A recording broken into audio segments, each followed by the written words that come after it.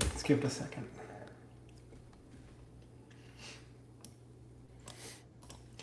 All right, today joining us, a poker legend, someone that I feel like I've crossed paths with, a handful of times over the last like 2.5 decades or something, but never like, I don't know, never in like a capacity of like this.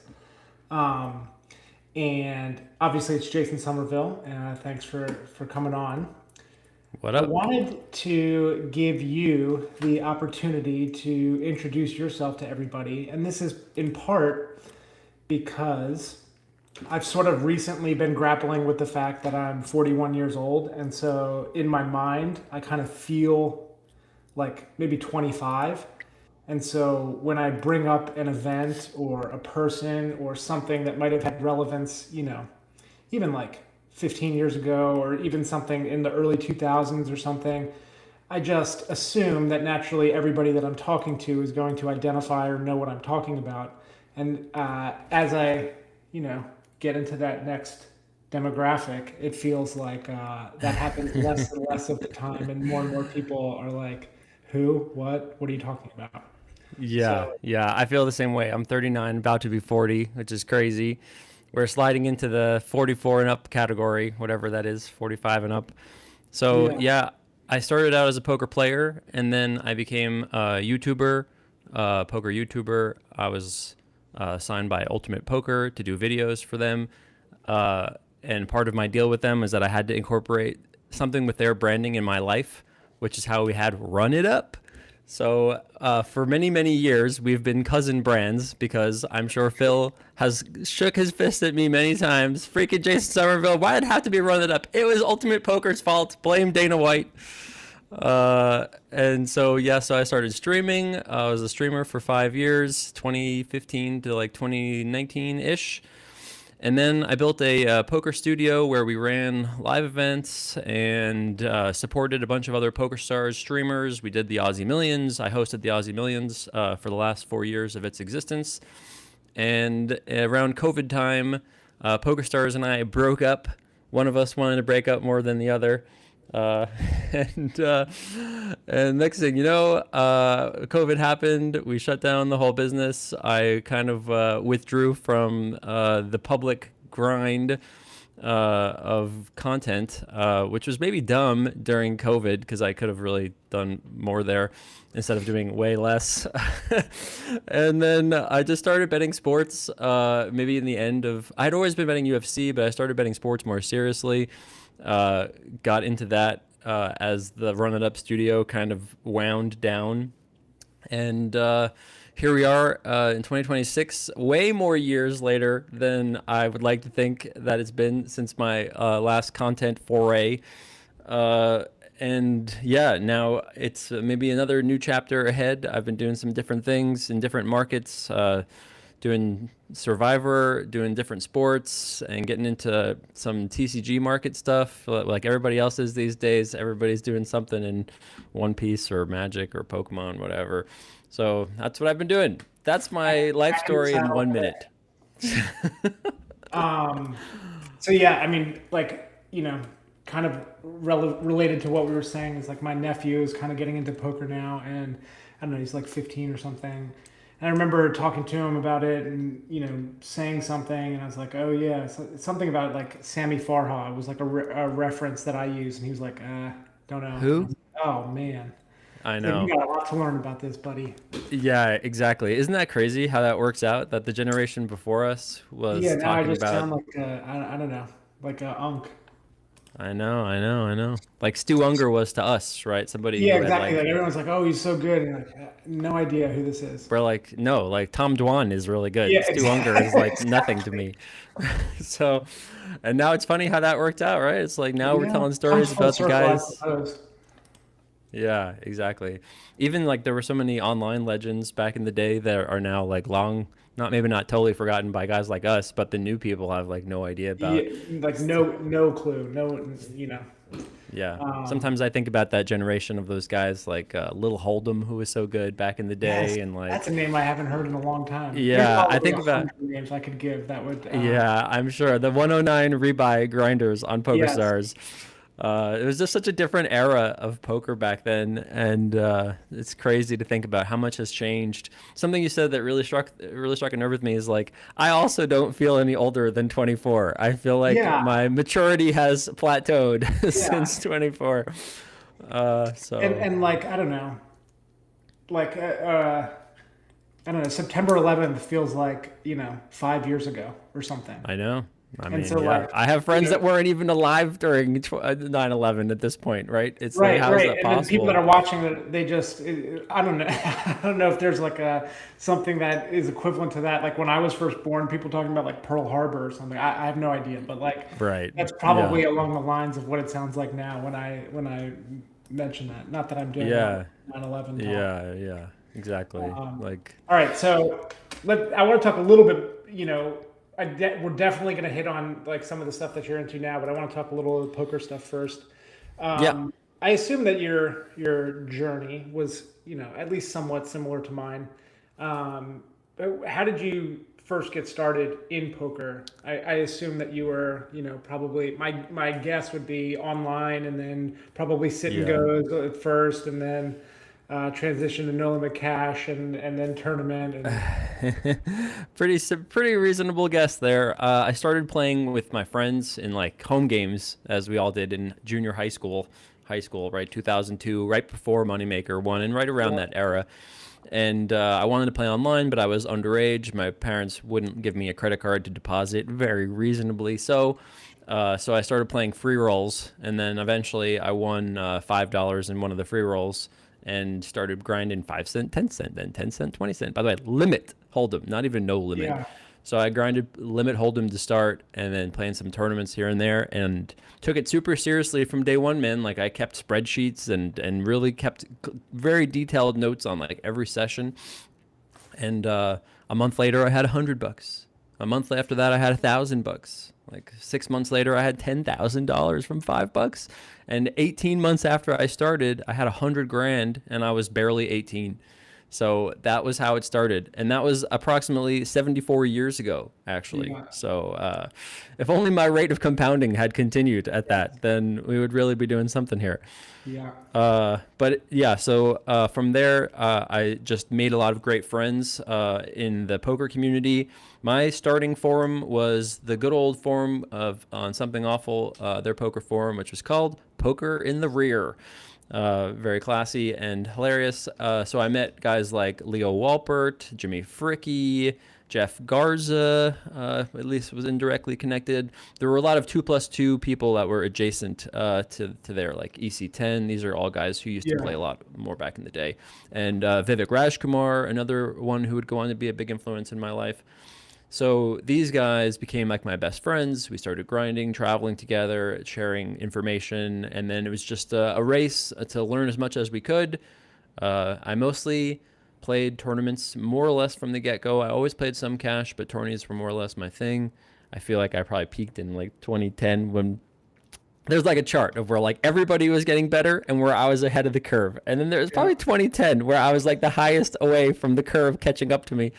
Had a lot of success playing online, even living with my parents. Like my parents are visiting this week. So hearing stories about how it would be like 2 in the morning on a Sunday night, and I would be like, Dad, I just yeah, won $15,000. And he's like, go to bed. yeah. It's like, so I had a lot of those great memories in my 20s as I started getting, or very early 20s as I got started. And then, Your yeah, man. your graph of your poker abilities, it reminds me of a graph of my basketball abilities. I'm an awful basketball player, but There was a time. I'm 6'3", and so for in fourth, fifth, sixth, seventh grade, I was significantly taller than everybody. So my basketball abilities were, you know, Right. Right. at the absolute pinnacle of what they were going to be. And then finally somebody else crossed 6 feet, and That it was was it. just all downhill from there. And the problem is It's I never learned how to shoot because I did all yeah. of my shots were just like this, so I could get it off, and then Yeah.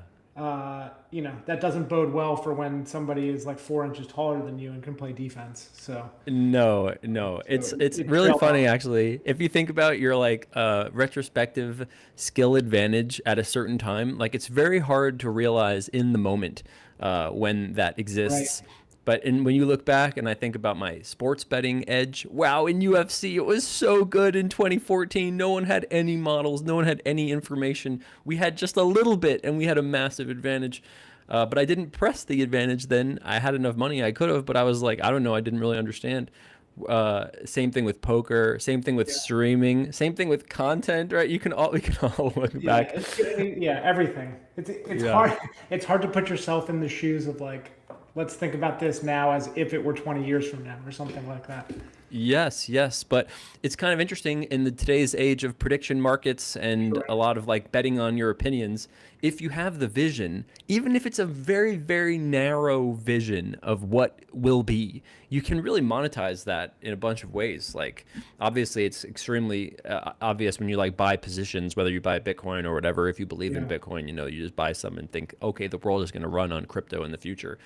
But yeah, all you have to have is a very narrow glimpse, a very narrow advantage. Think about what your informational advantage is. What are you obsessed with that others aren't? And what do you see the future hold in your niche of niche industries? You know, and yeah, and you can really do a lot of damage if you can realize what that is. It brings up, this is kind of like a sport, not a sports bet, not even a theory, just like something that I've pointed out to people that are in the circles that I run in, where people are will say something like, I don't want to bet on this because I don't know too much about it, and they're like, well, I really want to focus on the NFL because that's what I know, or I Mm, want to be like the NBA because I watch the NBA and I know about that. yeah. And I just think like, man, you got it totally wrong. Or they'll say like, I don't want to bet the preseason because like I don't know what's going to happen. I'm like, you got to think about your edges here. You want to do like finish ping pong, because like Yes. that's what Yes. you want to focus on. Don't say you don't know anything about it. Know like a little bit about it, and you're going to be light years ahead of the other people that you're competing against in this market. A The hundred NFL percent has agree. every heavy hitter on the planet that you're competing against. And God forbid you Definitely. decide you want to like test your skills on stock trading or something. Now you're really competing against everybody Yes. that's better than you. So like, Yes, the deeper the market, the right. bigger the fish it takes to be a massive fish in the pond, right? Yes. Like you said, Finnish ping pong is a great example. If you told me, hey, what's the highest ROI you can have in any sport? It's going to be like women's lacrosse, right? Yes, It's like exactly. if you have an edge, and it doesn't take that much of an edge. Now the liquidity is very small, right? True. And You it's going to be probably hard can't to get bet, down significant dollars on it, but right? Finnish or ping you got to pong is worry about tough. counterparty risk and are you going to get paid and all that kind of stuff. But Yes, exactly. Which is something you don't really have to think about in poker, but in sports betting is obviously a major issue. You get cut off from legal sites, illegal sites don't pay you, right? If you're dealing with individuals, then you totally have to just, it's a game of trust and whatever. So, yeah, that's definitely a thing. Having good information is only part of the battle. It's can yeah. you capitalize on that in some marketplace? So, it's a lot easier these days because Poly Market probably does have Finnish ping pong or you could make a market and just post, and maybe there's some Finnish person who loves ping pong and they'll bet against you, and you Yep. have the guarantee of the platform. So that is way more possible now than it was. Yep. Love it. Um, a little bit back on poker. In my experience, I've done, a lot of these where I've talked to people that are, involved in poker, gambling, all that kind of stuff. And I've noticed a common theme where people are either really super into like games or video games or games of Mm. one type or sports. And so I'm wondering if you had an experience with either of those. Yeah, I mean, I did karate as a kid, but to call myself an athlete would be a joke of word or anything similar to that. So I would say I was always a gamer. I played, a lot of World of Warcraft and Star. I mean, look, I still have the Yeah, StarCraft dude here. I love that. I was a Uh, I was a humongous StarCraft guy. Right. I still have this Zelda. The only graded video game that I have. I have the one Zelda game. So I was always into video games, which really made Twitch a very natural fit for me when I was a Yeah. streamer because I could talk the language of. I was watching League of Legends. So I was playing League of Legends, which was the most popular game at the time. So yeah, I came from a gaming background, which made it very easy just to like try to run up the score Yeah. and not really focus too much on the money. Maybe to my own detriment a few times because I have punted it off more than I'd like to admit.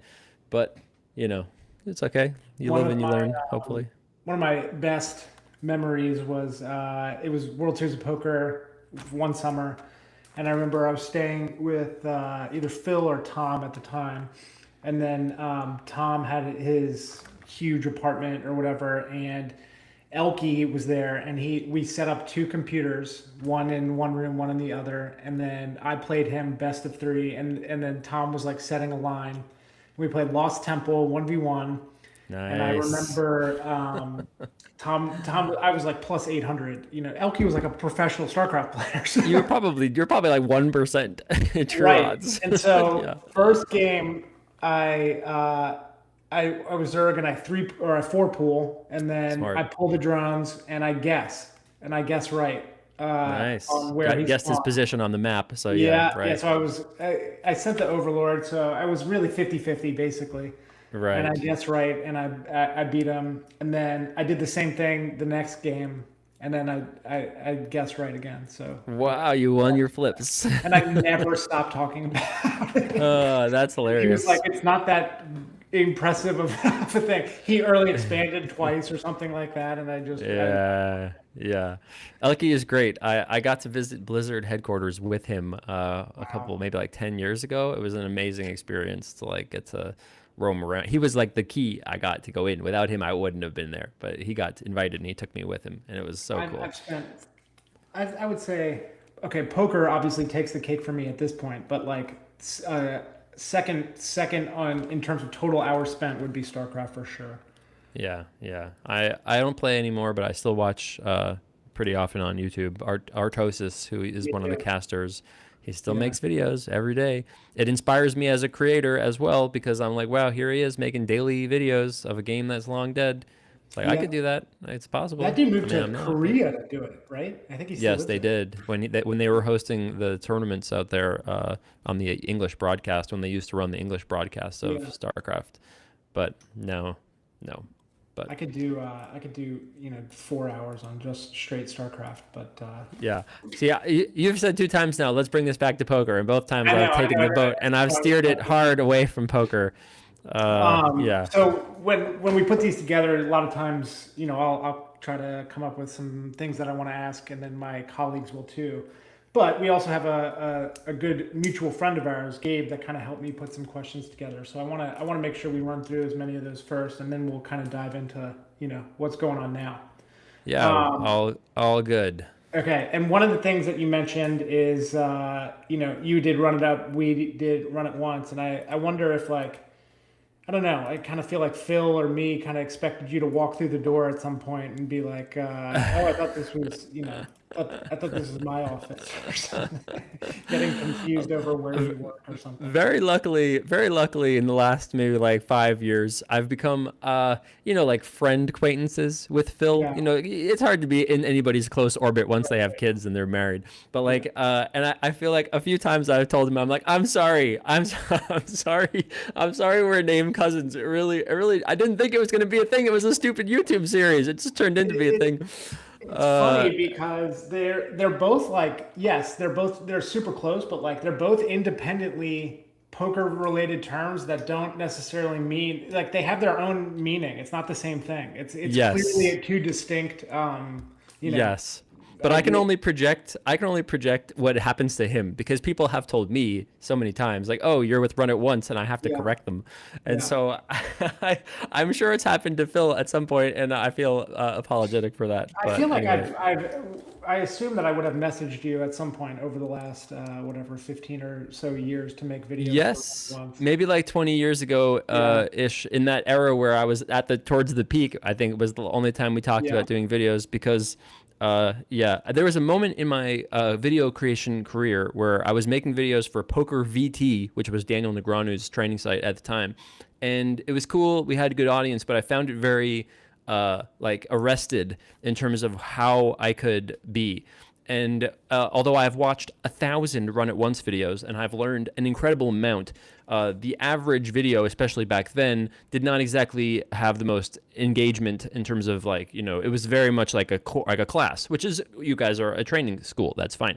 So I pivoted the other direction, went to YouTube, and tried to have fun in every single video. There is a video of me dressed as a leprechaun, right, playing poker, right? You know what I mean? Like I went in with a very different perspective. The robotic crow that would say call as I'm playing, right? Like these are not things for run at once. You're a serious thing. I am a not serious person It's in that funny you bring regard. that up because I have a question specifically about that. But Yes, you my tell me what you fascination with robotic creatures. Let's ask yes. me some questions about that. Basically, when you first started, I mean, you kind of just answered it, but I want to dive a little deeper. How cognizant of were you of the fact like that you needed to mix entertainment with strategic content? And I could tell you over the years that it's kind of ebbed and flowed in terms of what I think Run It Once members want. Like very Mm, early on, we were competing with Card Runners, Ivy League, Deuces Cracked, all those things where it was like it was super yeah, important that people wanted to get, really detailed strategic information on how to get better at the game and beat these online games. I yeah, think that, especially more so now where solvers exist, I think that there needs to be more of an element of entertainment value mm, to the stuff that you're watching, mixed with straight, strategic stuff. And there's certainly a place for the straight strategic stuff and straight entertainment stuff too. But yeah. I think I've kind of tried to encourage our coaches to embrace a little more of the entertainment value side of things than I did in early on. Not that you or anyone has ever asked me, but in my opinion, you can say that entertainment value can also kind of be bucketed in with production polish, right? Like I have watched plenty of courses where the speaker is European, and as an American, it's an American point of view, but like I can barely understand what he's saying, where subtitles would have changed Great point. everything. And it's not about entertaining, it's about making it polished that I can read it. Also, it's like, sometimes they have PowerPoints, they go on kind of too long, or they're making points and they should bring up the graphs and they just kind of talk through it. So like any video can be engaging, even if it's like relatively boring, if it has enough production polish and muscle behind it. It doesn't have to be the guy cracking jokes about Jack 4 offsuit or whatever. Yeah. So it can be just like presented in a way that is eatable. If anything, that's a competitive advantage to what others may or may not be doing. In addition to things like what platform are you on, and you listed a bunch of other sites that are all gone, gone, gone, gone, gone. Like you've outlasted them by doing something very right in terms of what you've been putting out there. So it feels I like feel you've like done you've been sitting in on figured some it of our out. meetings based on some of the things that you've said, where um, like Yeah, one of the things that I tell coaches is like people want to know that what you're telling them is backed by what the solver output says, yeah, but they don't need their hand held through that entire process to show you exactly how they arrived at that decision. right. So we encourage them to put the solver on the screen for like less than a minute, and then transition to like English, just spitting it out in regular English terms that somebody that doesn't use a solver would understand. Right, right. I mean, like if someone made a 3 hour video explaining a super detailed spot, Yeah. showing there is an audience that wants that and will Right. love that, but your majority of your audience just kind of wants to know the answer and a quick summary why. Yes. So I think it's like you got to create both offerings. I guess you're kind of like a restaurant in that way. You got to make a menu that suits Yep. different eaters, but. Uh, yeah, it's That's it's a true. cool game. We That's we how could we talk kind about of the view. meta. That's how we kind of viewed Run At Once. At least that's what I say to people. Where I kind of consider us the TV station, not necessarily a TV show. in particular. We're Right. putting on, and we know that people learn in different ways, and like some people like that super. Like we have a coach, Tom Empty, who's like a German guy that's like real into in the weeds on like the solver stuff and like, you know, a typical like German pro. And Yeah. then we have other guys that are like, kind of shooting from the hip. Yeah, obviously they're really good players, but they're a little more loosey goosey with their, I don't know, Yeah. commentary. And I think there's a place for both. Agreed, for sure. And all the way the spectrum goes to, YouTube videos and vlogs, right? In terms of the spectrum of poker content, you guys are obviously in the side of serious players trying to improve. So for me, I've thought mostly on the other side, which is like what makes a poker broadcast better, right? Like we were the first to do the dynamic delay, where we would start the broadcast a few hours later and then skip every break. Something that I always hated as a broadcaster was taking breaks, right? Like, luckily, I was born with an iron bladder as my one physical gift, so I never was forced into taking breaks. And so for that reason, like I was like, okay, well, every time we go on break, we lose half the viewers. So let's never go on break ever. Yeah. And so for like Aussie Millions, we would just go 10 hours straight. We would skip every break. Running up Reno, we did the same thing, skipped every break. And now it's somewhat common because my head producer has worked with Triton and GG and PokerStars. So everybody else knows how to do it now. I think it's actually baked into the whatever the name of the broadcasting program is that everybody uses. Yeah. So yeah, it's like we've experimented with things like 4-color decks on live productions. Some use it, some don't. I think on a mobile device, it is better that you can see 4-color decks. It's really tough to tell otherwise. Some love it, some hate it. Okay, you got to try it though. Try it and see what happens. I don't know. So it's cool to see poker become more digestible. Like mobile hands, like the overlay for mobile hands, how often it started, it was just like a cropped version of the main broadcast. And now there's like usually beautiful overlays, and look at all the great creators that are making shorts in vertical form, and all the vloggers that are crushing, obviously Brad and, like Rampage and those guys are all doing amazing numbers. So poker content's in a fine place. Maybe not streaming like I did is not in an amazing place, but poker as a whole, it's in a pretty good spot content wise.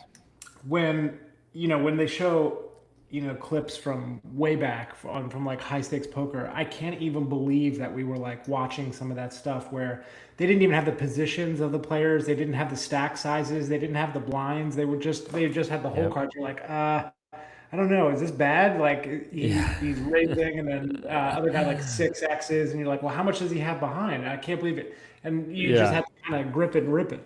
Yep. And yet that was still like the most watched poker content of all time. Definitely. Even So on yeah. YouTube, those hands are like infamous now. They probably have millions of views relative to some of the ones nowadays. Yeah, exactly. If you try to watch like the 2003 WSOP, it's like Yeah. watching from 1973 in Right. terms of the Exactly. overlay. It's like Yeah. not that different. Uh, Um, how much we kind of touched on this a little bit. Obviously, you're doing other stuff now, but how much poker are you playing nowadays?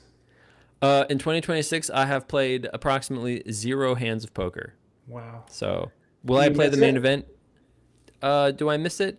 At times, I miss it in doses. But generally, I mean, almost all my friends are still poker players. I still am backing people in like the World Series, not a lot, but occasionally. Here and there. So I'm still rooting for a lot of players. Um, and occasionally I'll watch like Daniel's vlog, or like Brad Owen is probably like my best content creator YouTuber. I watch him somewhat often, so I'm still like adjacent. But no, I don't super miss it. The thing I miss more is like being able to talk to, like, playing and streaming and talking to the community, because that was more fun. It's like the things that happened around poker more Yeah. than missing poker itself. Yeah, I agree completely, actually. So you live in Vegas, right? I live in beautiful Las Vegas, Nevada. How much, like, yes, you built your brand with online, but like, how much live poker did you get into? And In my career, what you do nowadays?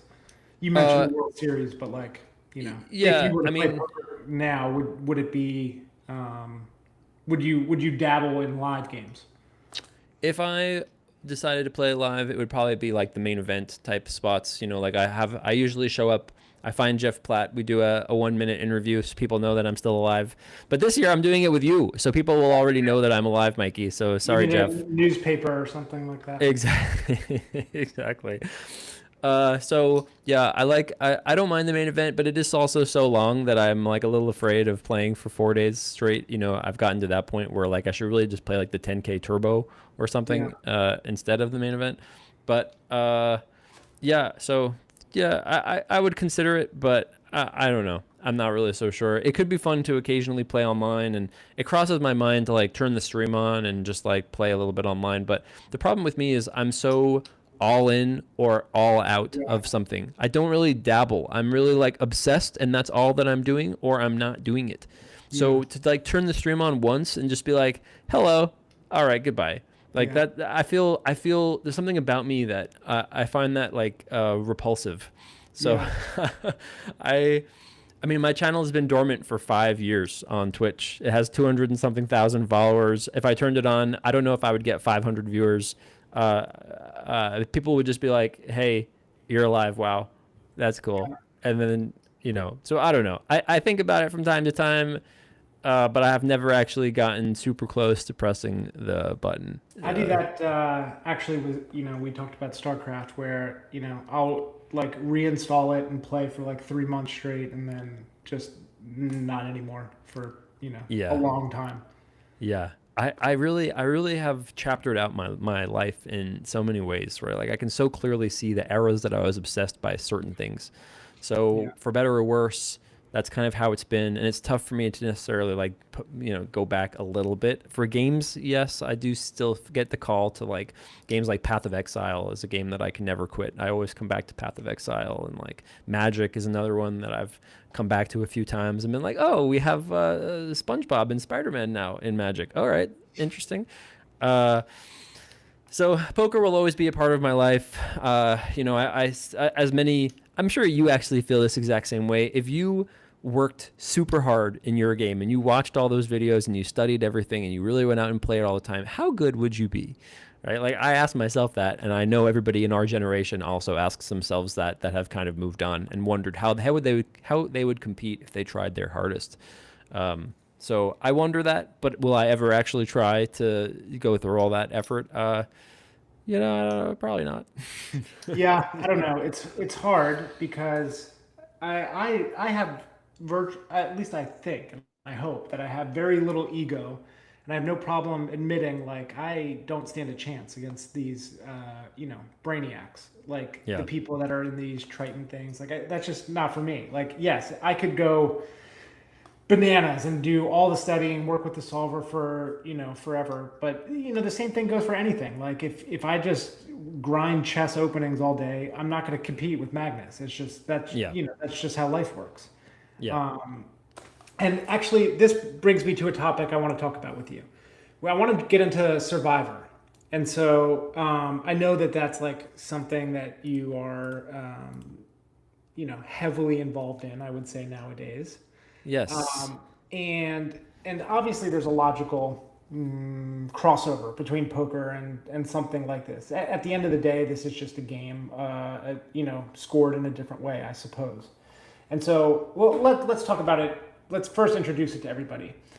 Yeah. For those that don't know, you won the Circa Survivor this last year, which is an NFL. I'd say chopped, but we made it to the end. Oh, right. Okay. Yeah. When you win, people expect you to get a crown and some flowers. I didn't get any flowers, Okay. zero. But we did get a check. That A was fat cool. check, though. Yeah. So this, it's an NFL survivor pool where every single week, plus a little bit extra, you have to pick one NFL team that's going to win that week, and then you cannot pick them again for the rest of the season. Yeah. And so each ticket, $1,000, and huge prize pool. It's like one of the biggest contests that probably is in the country for something of this nature. And so yeah, obviously there's a lot of crossover. But my question that I wanted to ask you is like, let's say you're the best Survivor player on the planet. For me, it always seemed like there's so few ways to demonstrate your edge, or so few opportunities to demonstrate your edge over the course of this contest, because you're essentially making 20 picks. And so Yeah. if you were to compare it to a poker game, that's like 9 hands or something like that, because the Yes. total number of decisions that you make are, pre-flop, flop, turn, river, boat, and on and on. And you can check raise, all sorts of stuff.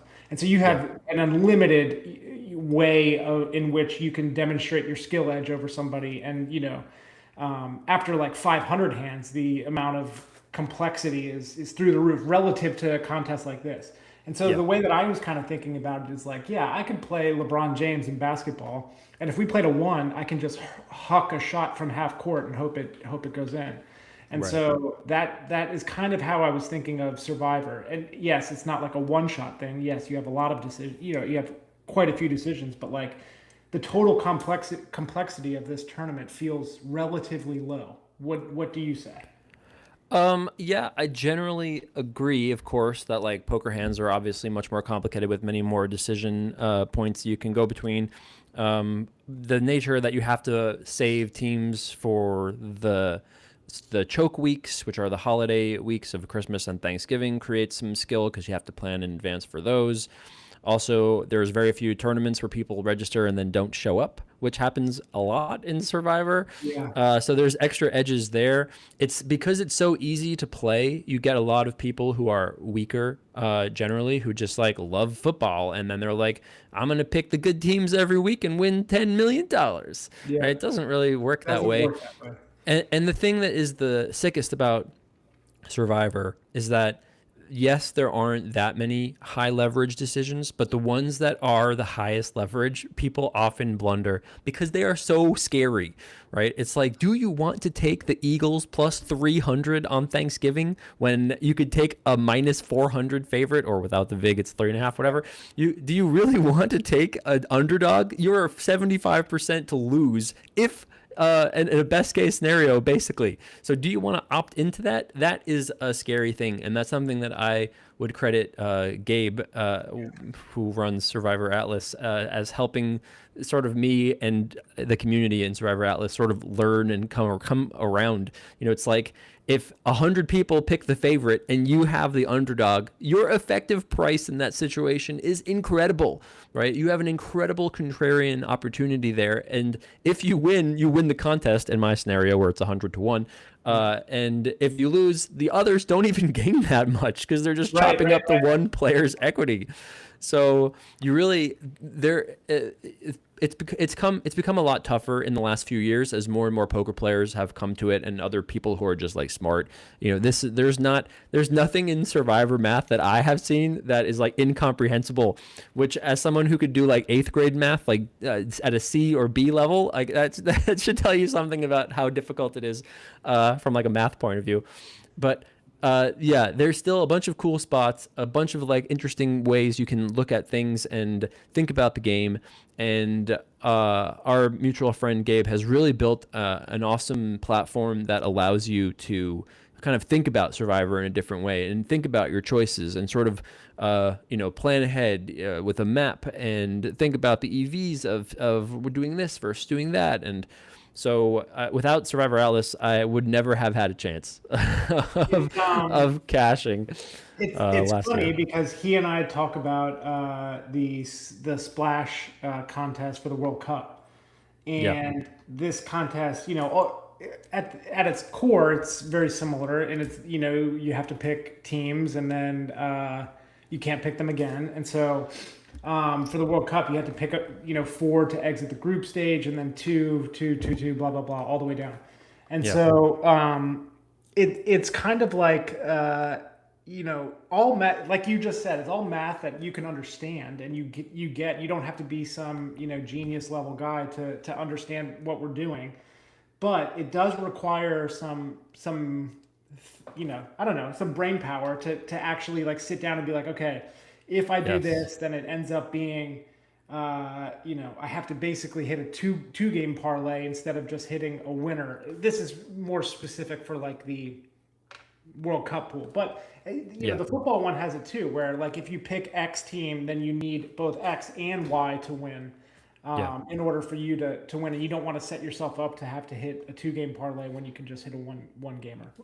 Right. And also, I guess I should point out that there are other ways to tackle Survivor. Like, yes, you can kind of do the like, where's the crowd and try to be the contrarians, but I am absolutely sure there are people in Survivor who do the math and they run that game with the Eagles against whoever they were playing that they ended up beating. Yeah. And they go, actually, I think the Eagles are 70%. They're not 75 or to lose. They're 30% to win instead of 25%, which is a huge edge if you're right, which you probably aren't. Yeah. But if you're right, also remember that the lock is decently before the game, so the lines do move a decent amount before the actual game goes off. So if you're able to predict the actual football outcomes, you might have some other edge. If you have some insight into like what teams are going to rest players towards the end of the season, you might have some insight.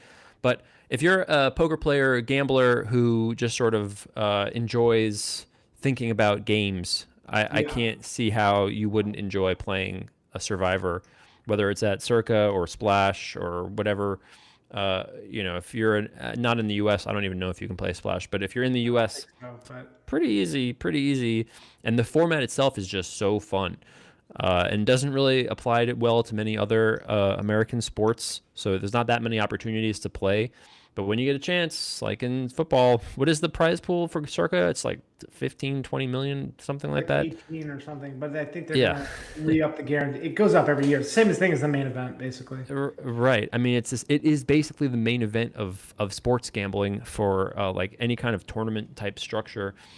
Another thing is like, if you think about the history of sports gambling in our lifetimes, there were sports betting in Vegas only. And basically that was it. Bookies and whatever else. It was the only thing that existed. There was no other format to really gamble.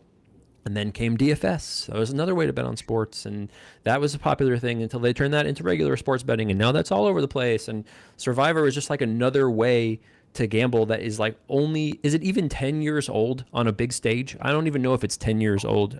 Yeah, I would say probably not. I'm sure it existed in like small places, but not in this scale.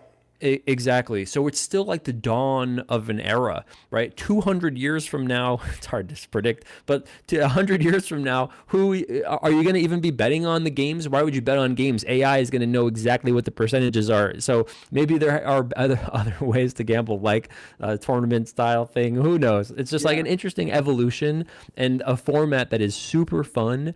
Almost every person I've ever talked to that has played Survivor is so excited to play again the year after.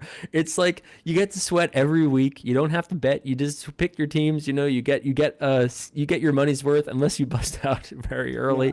So it's a super fun format. Highly would recommend. I don't own Circa Casino, so I don't have a piece of that part, but I would recommend it. So, so I had one entry into the Survivor, and it was with 9 other people, so we each had $100.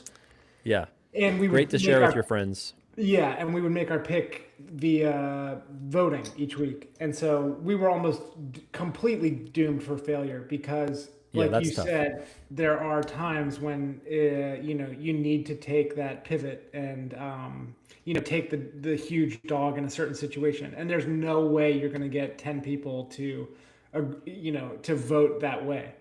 Yeah, no, extremely true. So to do this by voting, like to do like a chat plays Survivor, it would go horrible. It would go really badly. We had no chance. Once all 4 dogs, won on the holiday, it was like we had lost like a couple weeks earlier, and then afterwards we were loosely making picks as if we were still in the tournament. And then once that week happened, I was like, oh, thank God, because we would have 100% been out then. So right. If you look at like the shape of players remaining in each season, obviously there is a decline as time goes on. But last season was particularly interesting because there were so many players left going into Thanksgiving, and then it was an absolute incineration on Thanksgiving week because of how many favorites lost, that we ended up going into the first week of December. If I remember correctly, it was like 100 or 200 players left from the thousands that remained at the start of the week. So sometimes that's how it goes. Sometimes people bust out early. And Sometimes the the favorites previous win. year was kind of the opposite, where I think in the first 3 weeks it was like the three biggest, maybe the first 2 weeks, the biggest favorite on the board lost Yeah, it all was like three. the Bengals were like minus 11 or something, Yeah, and they the lost Ravens, to I think, and the Patriots. I can't remember, but suffice right. to say Yeah, that like a huge chunk of the entire contest was out within the first 3 weeks, which was the opposite of last year. right. And it really alters the flavor of the remaining picks in the contest, right? Yeah, Because like let's say you get halfway through the season and a ton of the favorites have been destroyed. Well, odds are some of the people remaining were picking like 50-50s. They were picking small dogs. And so those people are already somewhat conscious of how they should probably be playing. So it's interesting in last year when a lot of those favorites had made it, right? It was like, ooh, like, okay. But everybody that got through Thanksgiving had to pick a dog, if I remember correctly. yeah, correct. So yeah. So at that point, then every survivor made it through by picking a very difficult choice to pick a team that was 25% ish to win. So you already know those guys are somewhat savvy that Yeah. even made it through that one choke point. Yeah, no doubt. That was like you're like, yes, we made it through, but damn, now we're competing against the real the, the real competitors, the people that know. Yeah. Yeah. Galen Hall is here. We knew that. Yes, yes, has Yes. entered the Yes. chat. Exactly. Um, all right, so let's talk a little bit. Basically, that you were the proxy agent for the winner. So I want you to talk a little bit about like how that works, and make sure that you let us all know that the team name. Yes, yes.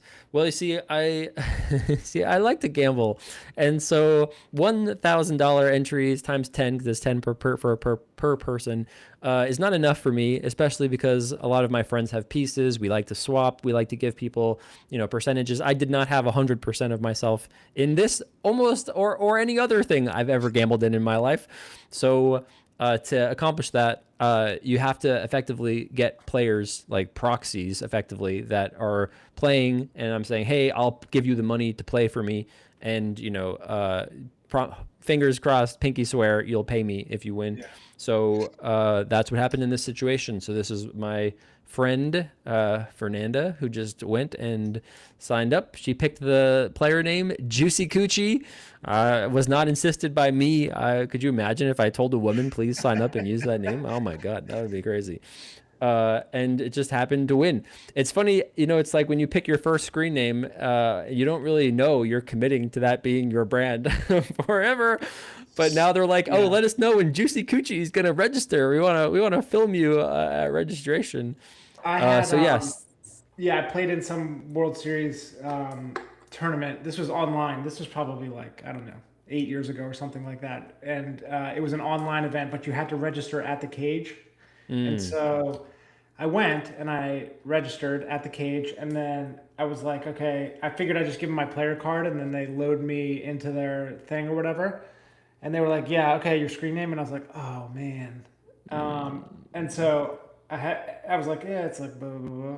And I was like, why don't I just write it down? She was like, no, you just tell me what your screen name is. I was like, all right, it's Bubble Butt 69. And then she was like, damn. yeah, yeah.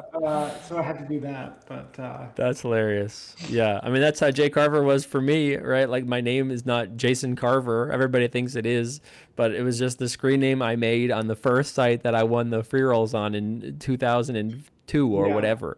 And so that was the name I made on Something Awful, which is what everybody called me, which is how that name stuck. I didn't think it was going to be my brand for the rest of my life. yeah. Luckily, I wasn't Bubble Butt 69. Yeah, one quick type into the keyboard, and you're interwoven with the rest of That's your right. life with this Right. It was thing. the main character in Far Cry 1, the video game. His name is Jack Carver.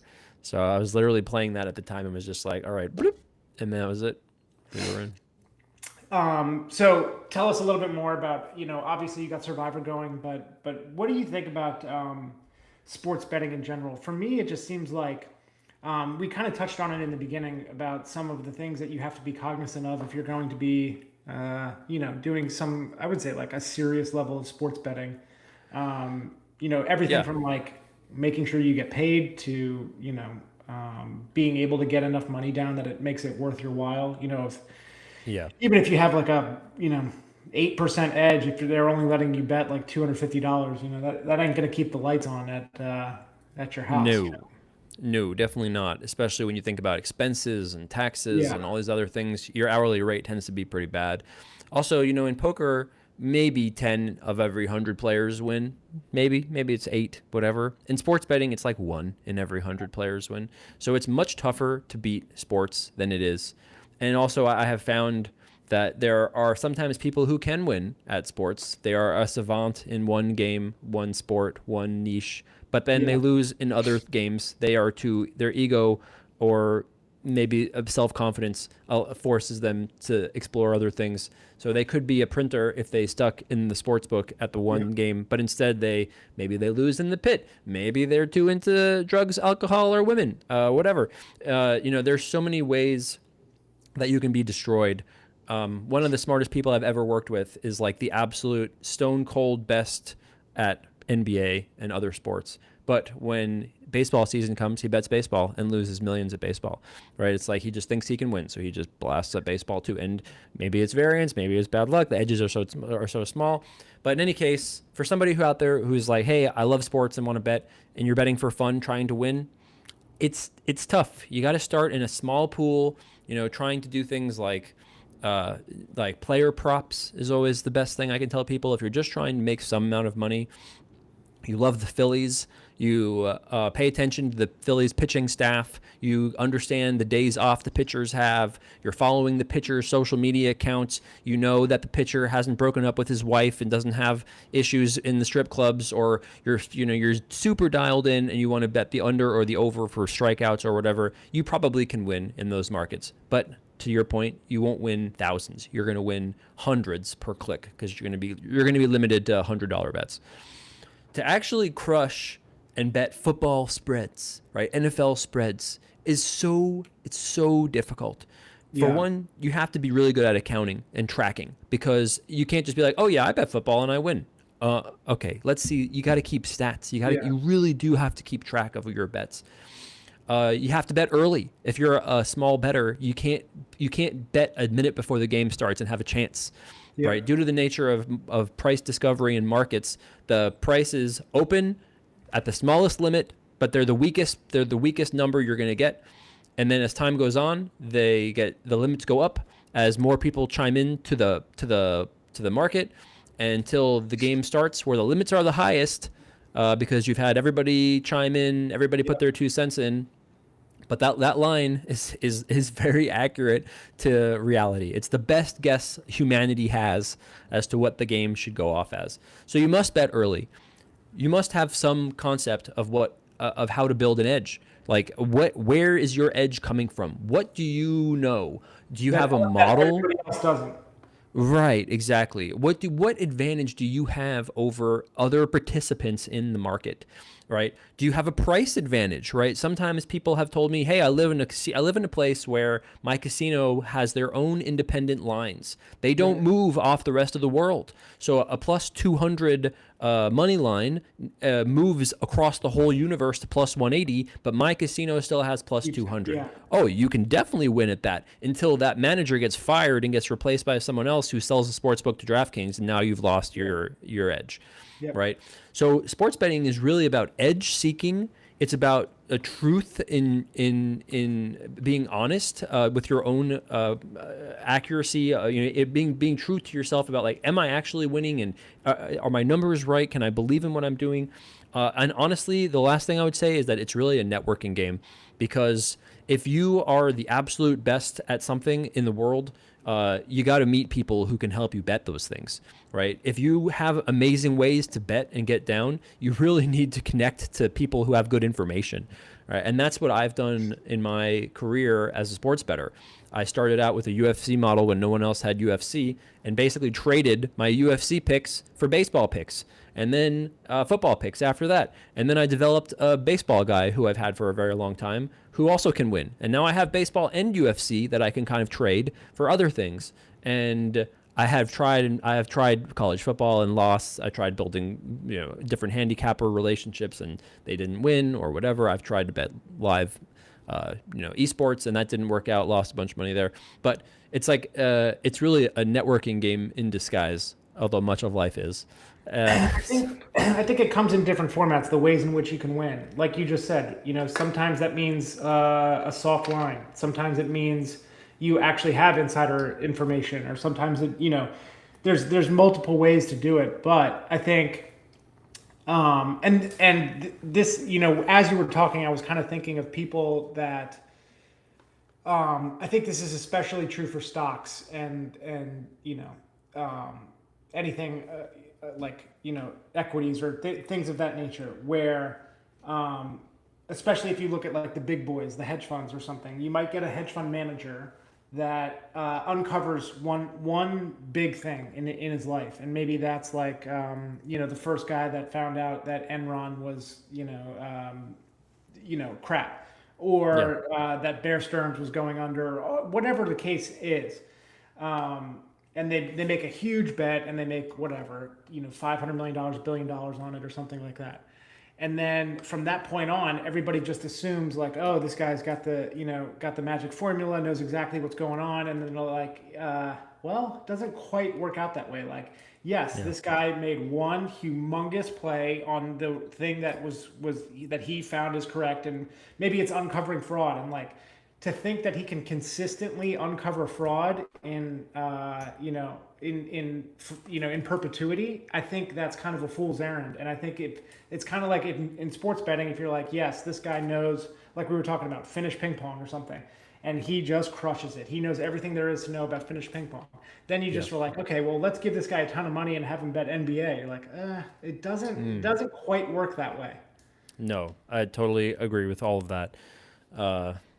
Yeah, people are often accidentally correct and given a lot of credit for being accidentally correct, or to your more point, that they're very narrow-rangedly correct. They're right about a very specific thing, for maybe reasons unrelated to what they thought, and then people give them so much credit in those situations that they maybe shouldn't.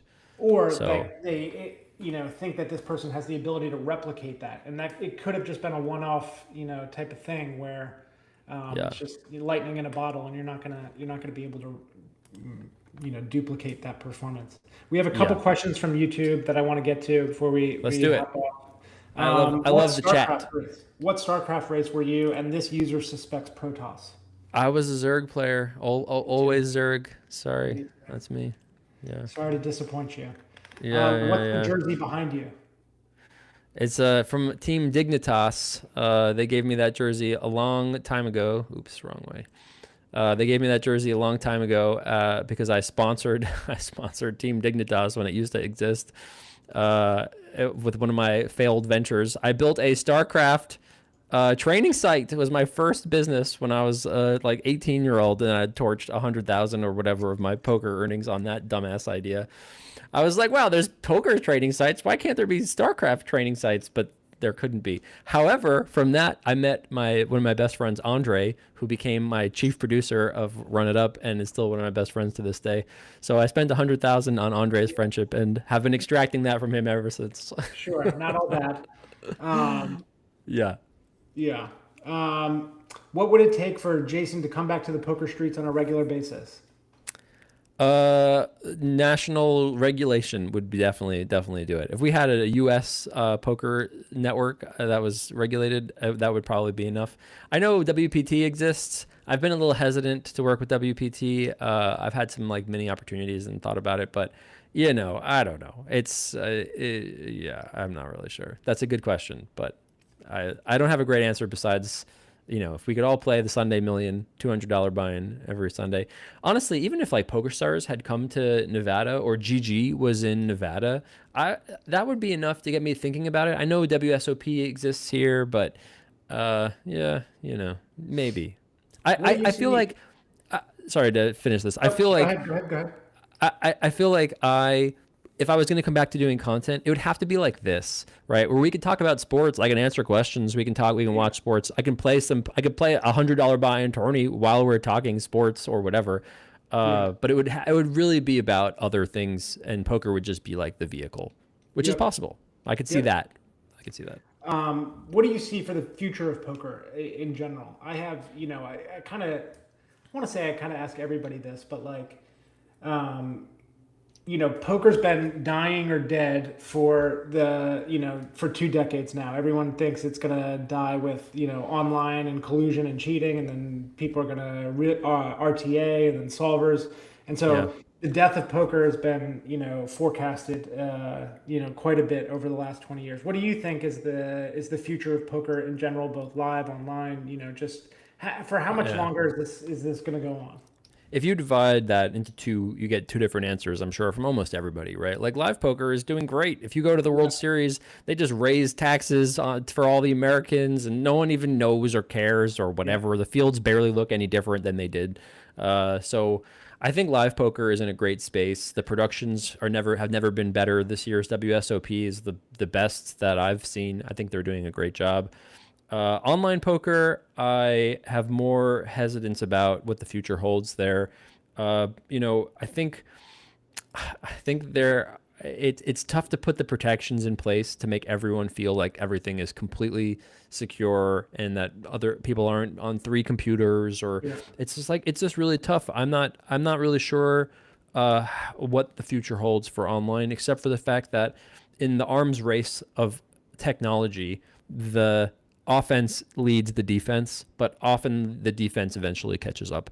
So I think as more tools are being used to exploit the games and to have edges, those same things are coming into play to run those spots and to say, hey, this person is playing way too good, or there's spots that they should never be able to find that they're playing perfectly. Do I think I'm not going to say any names. Do I think any of the sites that are serving Americans are running those things and like heavily weeding the bad actors out of the pools? I can't really say. I don't really know. I'm not really sure, but I would Yeah. guess it's not as great as you would like to think. But live Um, poker is doing great.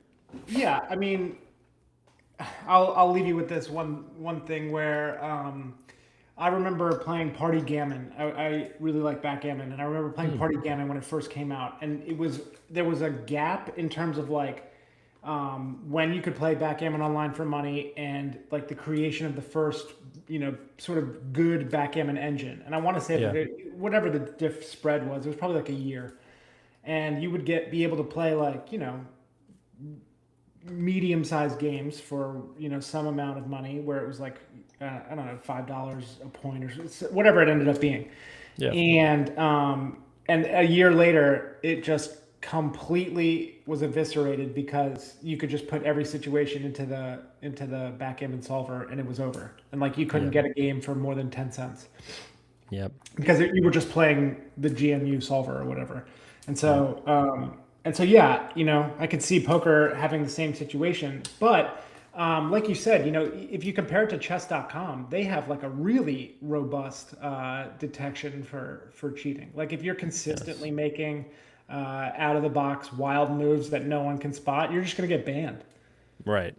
But I don't feel like the poker site's incentives are as aligned as Definitely not. chess.com's are. Definitely not. Because they want, So yeah, because if that hand what's goes the up, if you rake? get banned, then you're not playing another hand. So, Exactly. What's the rake on chess.com? Like, I bet you yeah. it's pretty low. Yep. So, Yep. yeah.